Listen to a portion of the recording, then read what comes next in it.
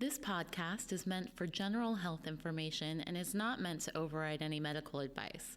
All questions will be screened and not contain any personal information. If you want a private consultation, contact us via positivechoice.org, or you can contact your provider directly. Thank you and enjoy the episode.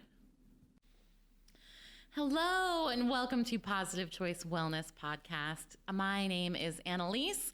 I am an exercise physiologist and nutritionist here. And Melanie is here. She's here. She's off the mic today because we have two special guests with us today. Welcome, you guys. Woo-woo. Double your refreshment. Oh sorry. Boy. You're dating yourself, Chris. The voices you're hearing is we have our very own director of Positive Choice, Chris Heslin. Hello. I'm just so excited to finally be on one of these things. I know. Gosh. I mean, truly, you birthed this years ago when we were just the virtual forum. Remember that? Yeah. Gosh. Seems like we were just kids back then. Well, Now little babies. Now we're in the big podcast leagues with mics and headphones. I don't even know. It's kind of scary. Well, we're happy you can finally experience it with us. Thanks for having me, finally. Just kidding. And then we also have Scott Paine with us today. Welcome, Scott. Hey, thank you, Anneliese and everyone. I'm so excited to be here. Love Positive Choice and love everything that you guys stand for. So it's a pleasure. Yes. And so, Scott, you are a leadership development consultant, and it looks like you have a big background in psychology. Yeah, actually, I wish I had a sexier story on how I got into psychology. The only reason I originally got into psychology is because I was told that when I was in college, I wouldn't have to take a foreign language. But they changed that, and I had to take a foreign language. But I love psychology, and it's probably knowing and understanding human behavior helps me understand myself better, and I'm just fascinated by how humans behave. Right? Yeah. What we see every day, day in and day out at work and in life, it's just, again, it's fascinating how crazy we are. It makes me wonder, what's Scott's thinking? Yeah. Every time I'm hanging out with him. Oh, I've been taking notes, Chris. I got a notebook on you, and we're going to sit down one day and just go through it. Oh, boy. And just so everybody knows, so Chris is not also just the director. He's also an exercise physiologist and a certified nutrition specialist. And anything else? Any specialties? No, that's pretty much it. Those are my passions: nutrition, the science, and the practice of eating healthy, plant-based, of course. I'm a vegan, but I just like telling people to eat more plants. And then, of course, exercise. The physiology of exercise has always been a passion of mine. And then with Positive Choice, it's really the whole deal, right? It's not just about exercise and eating healthy. It's about taking care of your mind and taking care of your body and, all these things that go into it, which is why this place is so special. So I'm just happy to be on this podcast. Yes. And we're gonna kind of put those things together today because we're going to dive into resiliency. And I think this is such a poignant topic for right now because we have all been going through this pandemic and going through changes in life and expectations and healthcare and all of that. And I think resiliency is something that determines how well we do during those changes. So Scott, tell us a little bit, what is resiliency? Yeah, great question, and I've got to say too, Anneliese, that this has been, I would say, in the last definitely 4 to 6 months, probably one of the topics that I've been talking the most about because we've been struggling, as a society in general with all the changes that have happened over the last year, and if people ever needed to tap in to their resiliency, it would be now. And one of the things I will say about why I love this topic is because it's a great reminder to folks that resiliency isn't a fixed state. It's not like you either have it or you don't. It's something you can build.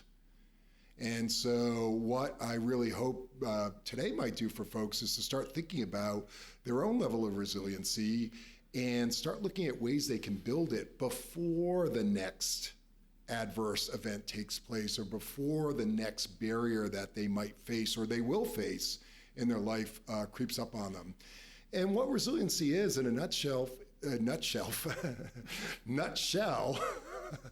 is just your speed and ability to recover after an adverse situation. So it doesn't mean that when something bad happens, it doesn't affect everyone, though it may affect you differently. What it really tells us is how quickly can you recover and kind of get back up to speed after that event happens. So really tapping into your ability to look at your own wellness and examine that. So yeah, it's really something that we can continue to build, and you should be building it before adverse events happen. And then it goes with kind of everyday stuff too. I feel like I'm always teaching this with my classes around, developing new health behaviors and getting out of that all or nothing thinking. There's a little bit of resiliency too of like, something disrupts your schedule, something disrupts your healthy eating pattern. There is that basic resiliency of like, am I going to be like, well, I'll just give up on this and we'll start another week from now? Or am I just going to get right back on track? Yeah, I love that you said that, because it is something that I've had to learn for myself, for my own resiliency, that it's about self-awareness, and you have to be in a present state of mind to be even recognizing that you're being tested, so to speak. And for me, it actually came down to at every moment asking myself, is this the best decision I can make right now? So you were saying before, one of my biggest struggles when it comes to health and wellness is around eating. And, I like to dabble in snack cakes and things on occasion, which I shouldn't admit. But the point is that I have to ask myself every time that, do I have the strength to say, is there a better choice?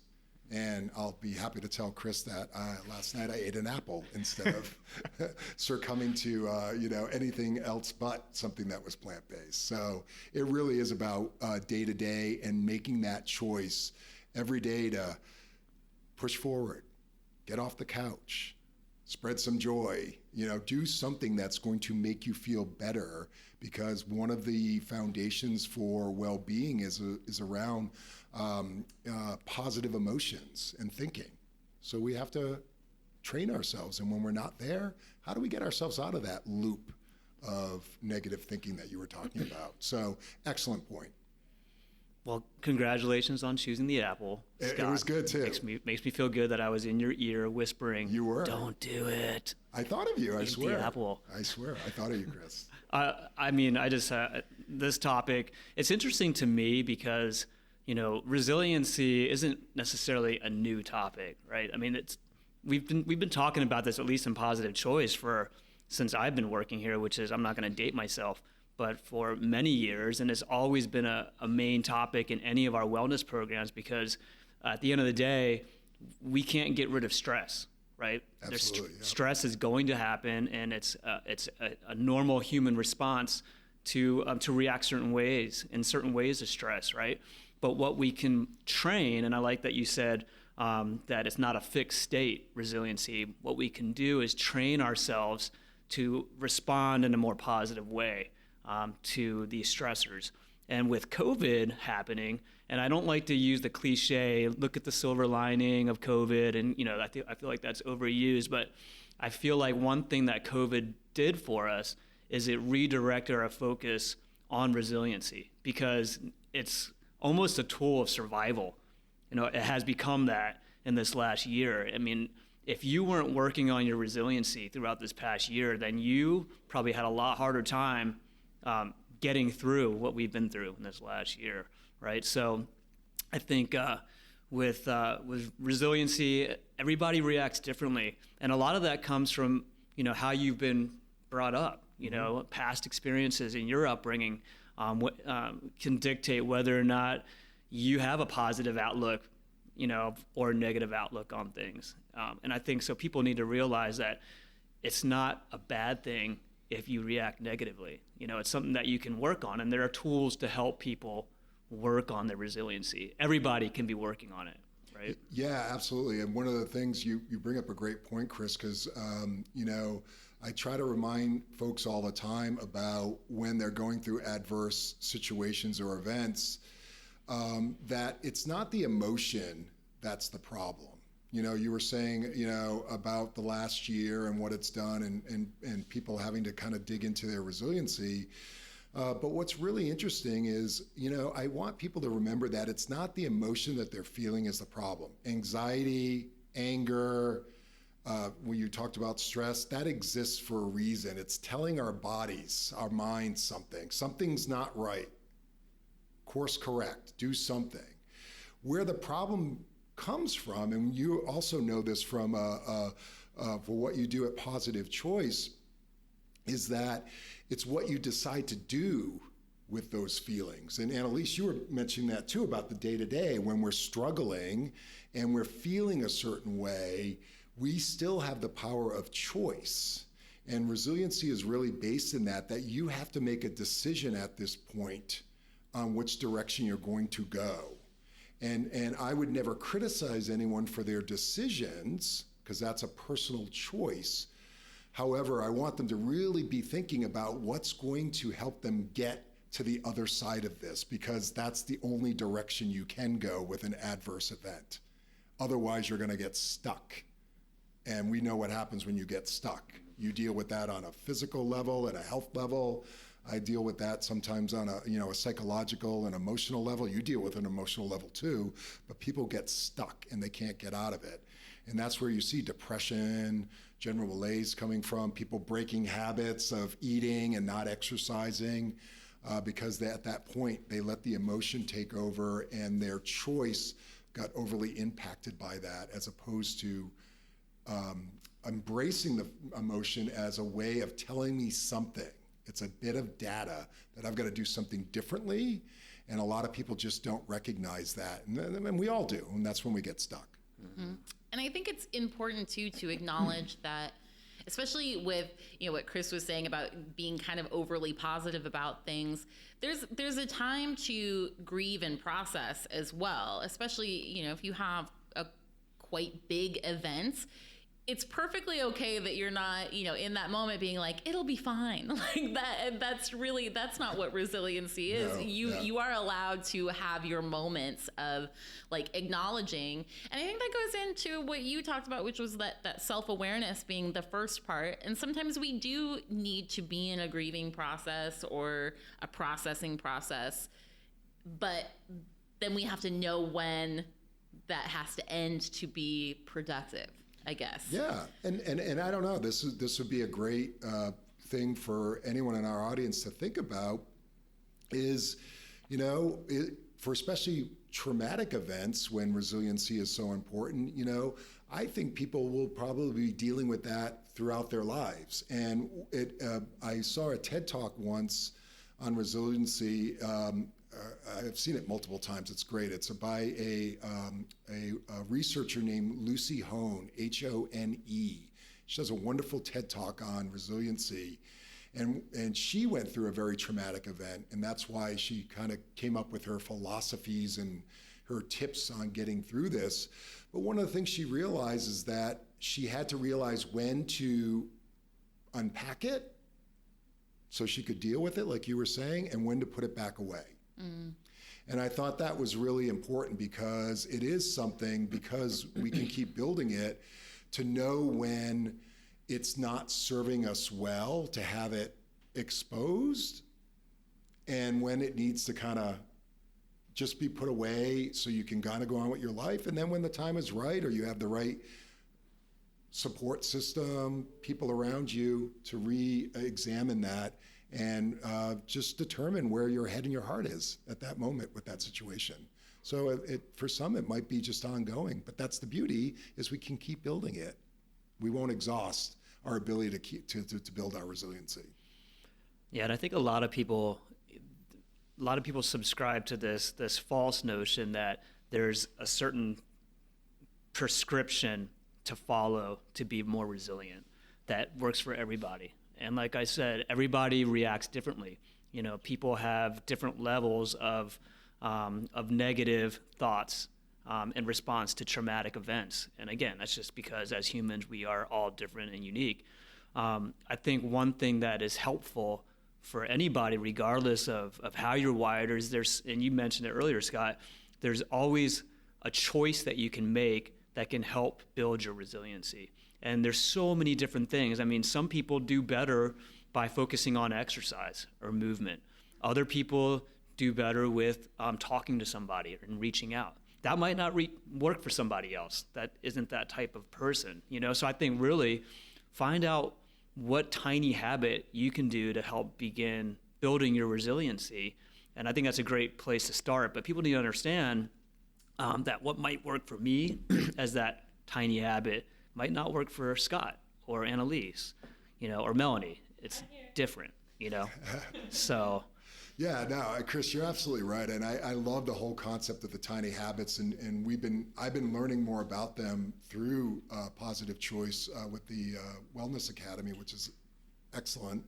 But one of the things that I incorporated as part of my philosophy around that is tiny habits in my life, even related to resiliency, making that choice to say, should I sit on the couch and kind of, you know, languish in my sadness, or, which is something I did recently as one strategy, was I reached out to someone and connected with a friend and brought them some joy.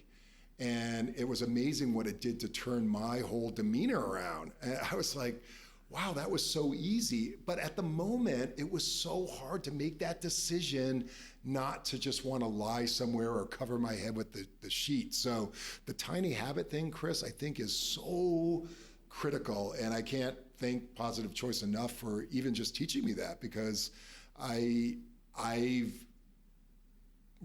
literally have asked myself that question almost at every moment throughout the day. And this actually came from Lucy Hone, one of her strategies. She'd have to ask herself, is this helping me or is this hurting me? As opposed to, is this good or bad? Because there was judgment. So she just had to know, was this helping me at this moment? And if the answer was no, I need to move on. Or, you know, or did I say helping or hurting? If it's hurting me, move on. If it's helping you, stay in it. But yeah, it was, I think those tiny habits are key, because then it doesn't seem so overwhelming, right? Like you said, just introduce, you know, when you talk about eating healthfully, like just eat more, one more piece of fruit today. And that's a step in the right direction. Yeah, and it's interesting. I find that it's taking that first step so that, and this is a question for you, Scott, when you were sitting on the couch and all you wanted to do is, would you call it languish in your sorrow or whatever you were calling yes. But something happened in your brain to say, you know what, I'm going to at least explore reaching out to somebody. And you probably went through the thought process of weighing the pros and cons, and something made you do it. So what was that pushed you to actually commit to that action? Well, and you know, it's actually something that Anneliese said, which is one of my favorite terms around self-awareness. You know, that state of presence, of being present at that moment and being able to recognize how my body, or what was my stress response to that decision of wanting to lay on the couch, because it was a stress response. And even though I thought at the short term it was going to make me feel better, it actually was causing me more anxiety. And the only reason I was able to recognize that, because I was in the moment, or as Anneliese said, you know, that having that self-awareness. And once you have that, it's kind of related to that famous saying, I believe it's Maya Angelou says, when you know better, you do better. Mm-hmm. And so at that moment, I had that awareness and that knowledge. I couldn't stay on the couch. Like, it was too in my consciousness for me to ignore that. And so it was about recognizing what it was making my body feel like first, because I hadn't gotten to rational thought yet. I was still in the limbic system, which puts feeling and emotion around stimuli. And the only way I was able to get out of that was that state of mind and that presence, because I was stuck. I was, as we call it, emotionally hijacked. So do you think that step one of kind of gaining more self-awareness might be some simple check-in questions? Yes. To start with? Yeah. It is really that simple. There's great check-in questions, but there's a technique that we've taught our leaders and employees at Kaiser Permanente about self-awareness, and it's something called labeling. And what it is it's about, we walk them through an activity where we're going through a scenario and showing them a photo of someone's feet dangling off a cliff. And what we ask them to do as they're looking at this photo is start to tap into where they're feeling that in their body. We all, when we have that stress response, our body, again, because of the limbic system, will feel it first. We'll feel it somewhere in our stomach, a knot in our stomach, or tenseness in our jaw. And so what we try to teach folks is you're going to feel it first when you're under any kind of duress before you can make sense of it. So how do you begin to recognize each one of us individually? Because Chris said earlier, we're all so different. What might work for someone else is not going to work for another person. But as they go through this activity and we get them to identify where they feel it, then I say, okay, there's your signal. There's your body telling you, and I'll date myself here from that show in the late 60s. It was called Lost in Space, where this robot, whenever the robot sensed danger, it would just start flailing its arms and say, danger, danger, Will Robinson, danger. And that's what our body is doing. It's telling us that there's something not right. And so you'll feel it first.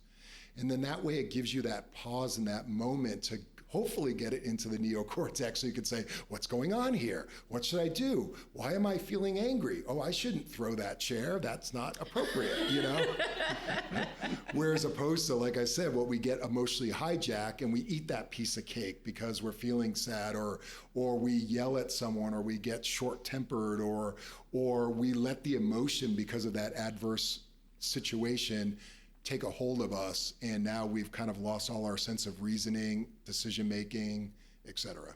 So yeah, it's really about going into what does it feel like in your body when you start going away from center or your balance. You bring up a great point. I think a lot of it starts with awareness. And so sometimes people ask, how do I improve my resiliency? That's the question we get. And where do I start? I just can't deal with stress very well. And I think you hit the nail on the head.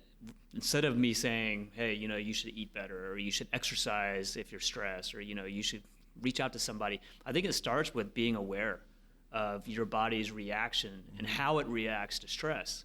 Because if you're not aware of your own body's physiological responses to stress, like you just said, you'll feel it in your gut. For me, I feel like my brain is going to explode because it starts getting really hot when somebody upsets me or whatever. So I've had to learn my own responses and what those are so that I can actually be aware of them. And then I can pause, I can open up my toolkit of resiliency tools, right? And then put them to work. But that toolbox is worthless if you don't have awareness of your own self, because that's different for everybody. The way that you feel when you are under duress or under a stressful traumatic or responding to a stressful traumatic event. Well, let's throw this out to the audience that might be listening, because what you were asking, Anneliese, is getting that self-awareness.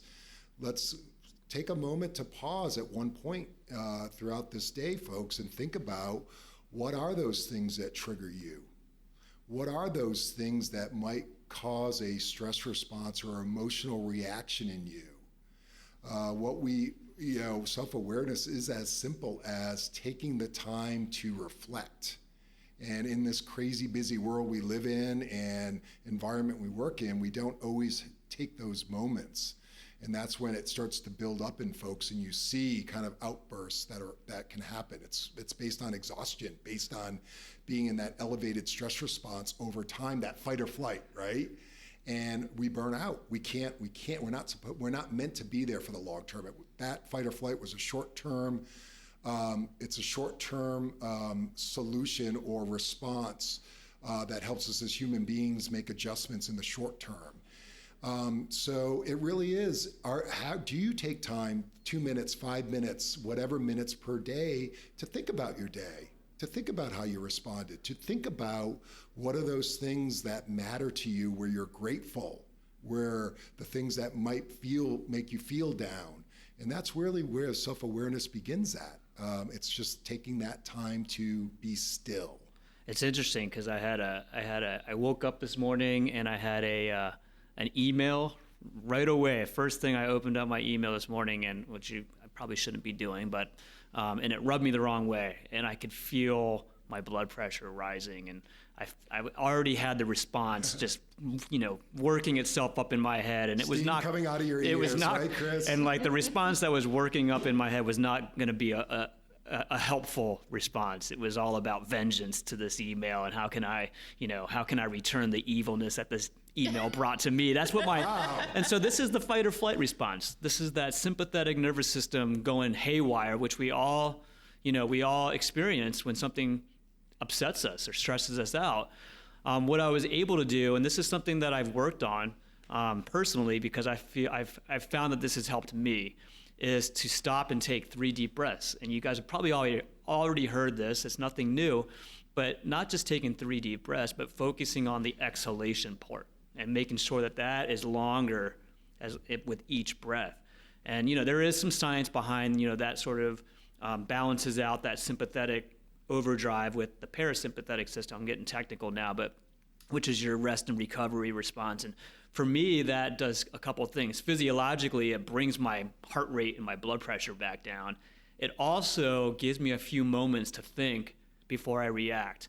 And so after the 3 breaths were done, I was able to regroup mentally and then draft a well thought out email to this individual.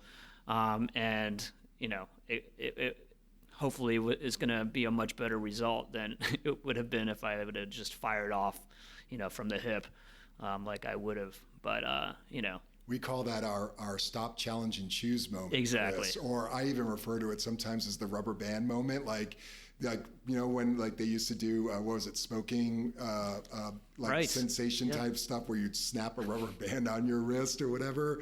But it is, when you think about self-awareness and being able to be present, it's what is going to make you take that pause. Mm-hmm. Is it the rubber band on your wrist? Is it, we call it stop, challenge, and choose, like stop, challenge your thinking, and potentially choose a different course of action. A simple model, but I can't tell you how many times that has saved me out in the world where, like you, Chris, I was raised by a full Italian mother, so emotion runs high in me. Not to blame moms out there, love our moms. But it reminds me how quickly I can get triggered. And I think a lot of us out there listening have our trigger points. And again, for me, it came down to what's the legacy and the reputation I want to leave. And I don't want certain behaviors or reactions to adverse events or situations to now define how people see me. And this is all learned skills, right? I mean, we get better the more we practice it. We get better at that self-awareness. We get better at slowing down our reaction to things. So I think you mentioned the non-judgment. I think that's so important when you're first starting too, is expect that, if you're just starting to pay attention to what you're thinking and what you're feeling and you miss it and you make a bad decision, as long as you catch it somewhere, you're starting with that practice of acknowledging what you're feeling, and then years later you get much better at catching yourself faster. And I think it's the same thing with our resiliency tools, right? Absolutely. Here's a simple thing. I say this all the time. Be kind to yourself, folks.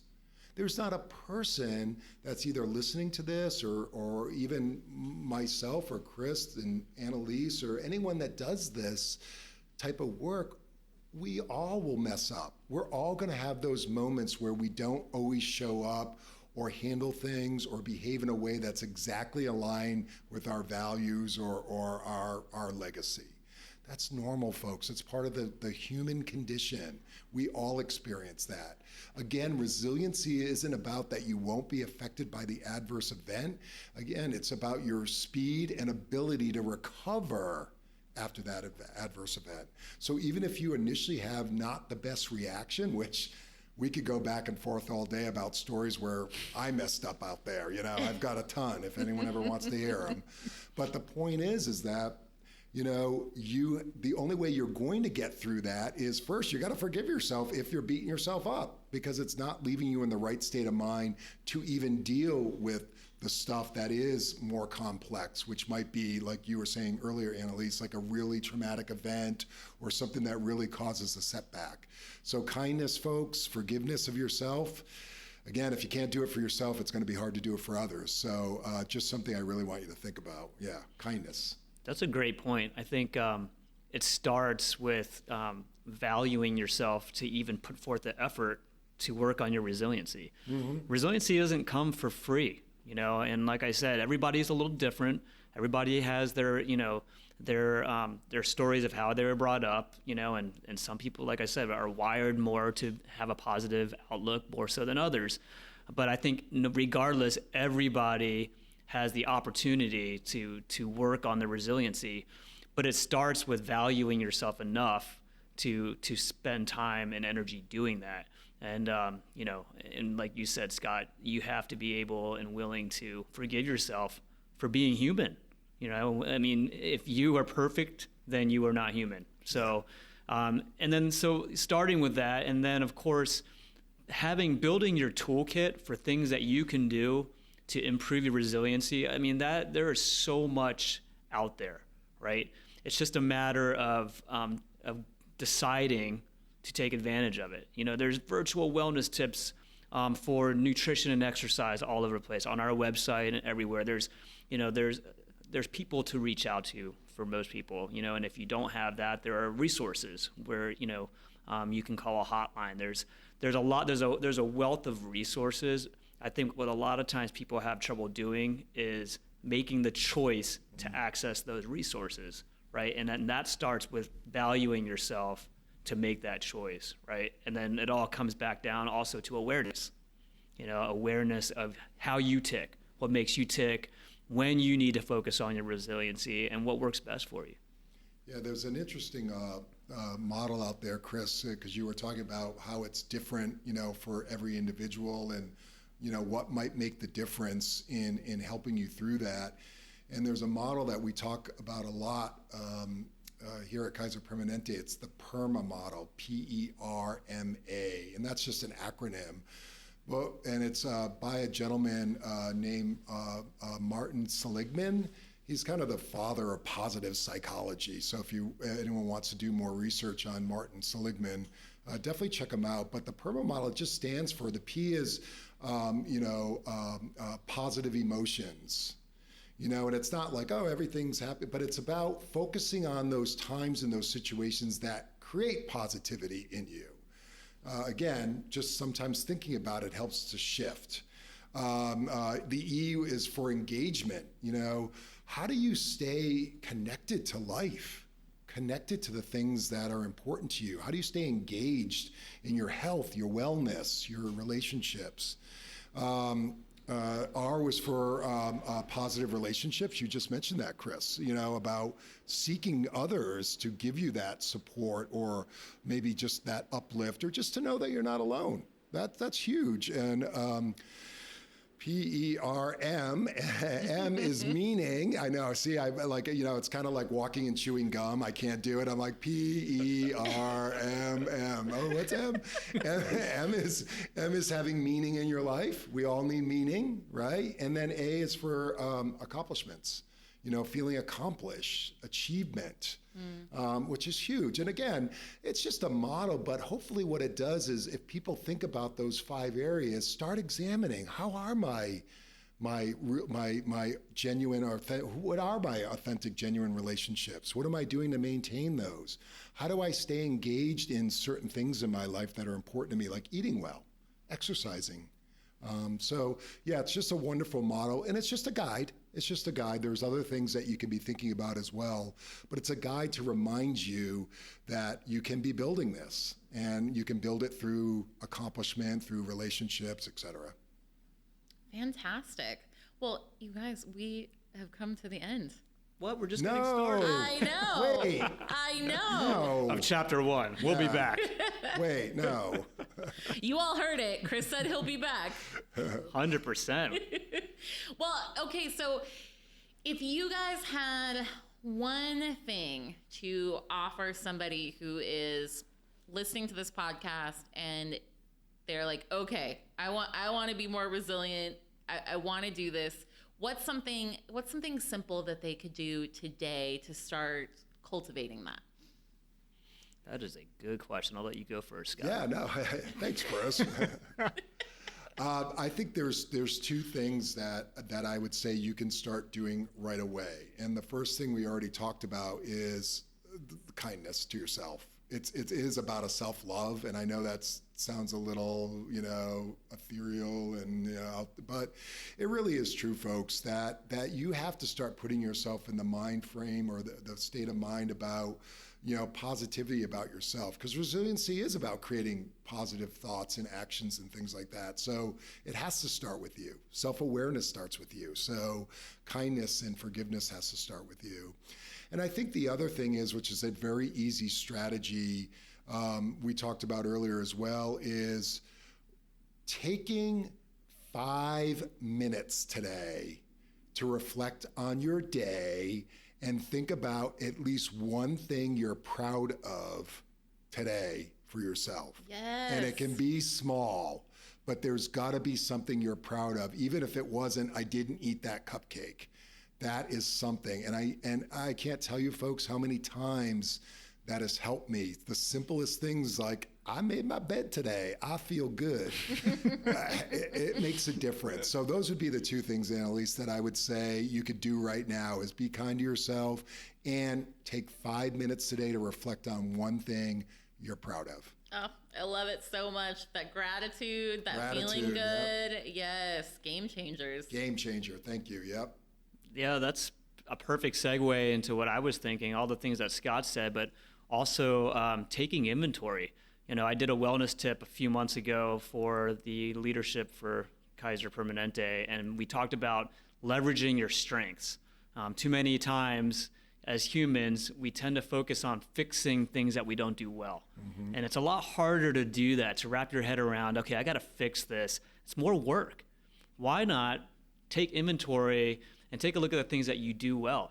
Naturally, Anneliese naturally might be a great exerciser. You're just fit. That's something that you've always been good. You are a good exerciser.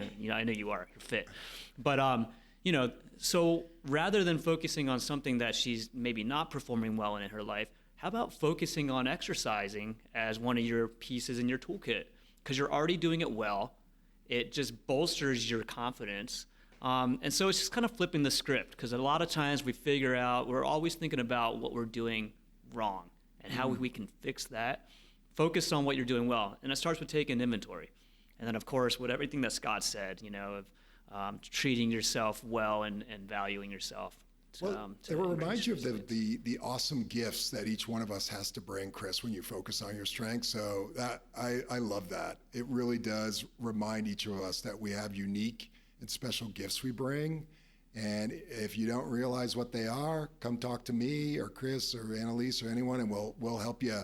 We'll help you get there. But it's realizing that you are special, and why not treat yourself as such? That's a whole other podcast. Yeah, right.